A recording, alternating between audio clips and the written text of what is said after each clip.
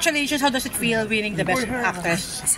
Hanggang ngayon po, di po ako makapaniwala. Kasi sabi ko nga po, never naman po akong umasa or nag-e-expect kapag may mga ganito kasi manominate ka pa lang po or masabi lang na napanood ko, gusto ko yung ginawa mo doon, yun pa lang po, reward na yun eh. So yun nangyari ngayong gabi, sobrang overwhelming po for me and parang nagkaroon lang po ako lalo ng drive na gumawa pa ng marami pang film, serye para ma-share po kung ano po yung meron po ako. So pinaghahanda na ninyo yung kay Mega? Soon po. Pero kinakabahan ka ba to work with her? Or lagi how excited po, you are? actually, yung kaba po sa akin, never naman po talaga nawala. Pero with, sa makakasama po, yun, laging unpredictable naman yung mga ganung bagay po. So, yun. Jules, lalo kang gumanda ngayon. Salamat. Dami nakapansin talaga. Pinagpreparahan ko po itong gabing ito.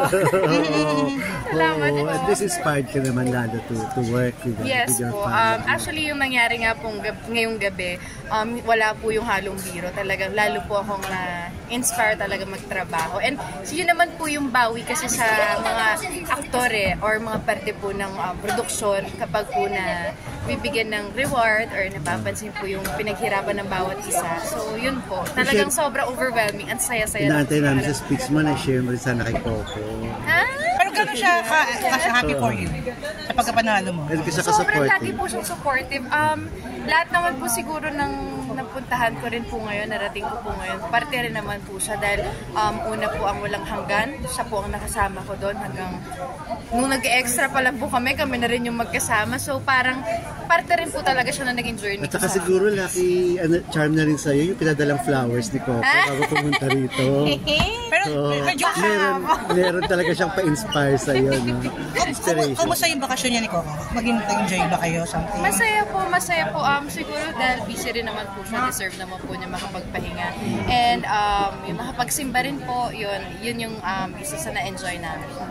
Tingin mo ba pag mga ganyang out of the country or what, mas nagpapalalim ng pagkakakilala mo and yung samahan niyo? Mas nagiging solid yung kahit siguro sa mga magbabarikada po, di ba? Kapag nagkakasama kayo out of the country, out of town, dun mo mas nakikilala. So, ang sarap lang po na kahit papano, sa busy po natin, lalo na siya sa Batang Quiapo, dahil ang dami niyang hats na piniplay, pero nakapagpahinga siya kahit papano. So, yun po. Blessed po kami na magkaroon ng kahit papano. Good thing is that balik ka na uli sa pag-arte, no? At dire-diretso na yan uli.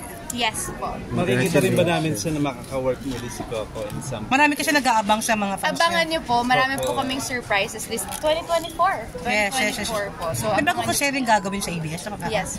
How excited you are for that? Gano'n kaiba? Super excited kasi po bago pa po pumasok nung taon na to, nasabi na po yun, na plano na, and ngayon po, ginagawa na siya. So, abangan niyo po. Pag pwede na po namin i-announce, baka po ma-surprise. So, kakaiba siya sa mga nagawa mo dati? Kakaiba po siguro in the sense of special po sa akin yung project. Plus, yung purpose po ng project is very special and mahirap lang i-disclose pero yun po yung dapat nila abangan kasi marami pa po siyang activity more than the series itself. Nakakatawa kayo ni Catherine na magkalaban sa mga category ng Best Actress. Ano lang feeling nun? Yung narating niyo pareho is malayo. Ako, sobrang saya ko po every time na nakikita ko siya, na binibigyan ng parangal, na nominate kami. Ang layo na po na narating po namin yung mga pangarap po namin. And ako ang pinaka-proud sa kanya. Sabi ko nga, kami ang magkapatid by heart. Kami ang love team by heart. So, kung anong success ng isa, ganun din po ang saya nung isa. Kasi hindi yun nakikita ng tao sa social media pero sobrang supportive si Catherine. Jules, kamusta ang lang ngayon? Ang kondisyon ng puso? Paano mo describe kung gano'n yung puso mo right now? Sobrang saya ko po. Ayun lang po yung masasabi ko. Sa lahat ng angulo? Sa lahat ng angulo ng buhay ko, lahat ng blessing, sobrang blessed ko po at sobrang happy. Looking forward to work with Catherine soon. Yes, actually we're really praying and hoping po na merong magandang project na ibigay po sa amin. Kasi iba rin makipag-work sa taong alam mo at mahal mong makatrabaho. So sana, hopefully soon, meron pong project for us. Okay. Maraming matapang mo pagganap dun sa 5 breakups. May abangan bang masusundan na ganun ka? Actually, may dalawa pong naka-line up na mas matapang doon. Talaga? Okay. Hindi the sense na iniisip nyo. Mas maganda pong material. Pero dapat abangan niyo po. Kasi si Catherine doon, ang tapang sa A Very Good Girl, are you open doing like yung ganung klase ng role na medyo Actually, open po ako sa challenges and siguro yun nga po yung kaya ko lagi nababanggit sa speech ko sa Sir Deo kasi yun po yung tinuro niya sa akin. Every time na may challenges, wag kong i-close yung sarili ko sa box ko. Maging open ako kasi sa sobrang takot ko po talaga, medyo yun yung problem sa akin. Pero yun nga po, ngayon sa nangyari ngayon, parang na-realize ko na kailangan ko talagang i-open ang mga bagay-bagay para mas masarap din magtrabaho palalo. Kaya salamat sa iyo. Kaya salamat po talaga sa inyo kasi nga, totoo talaga po. Thank you.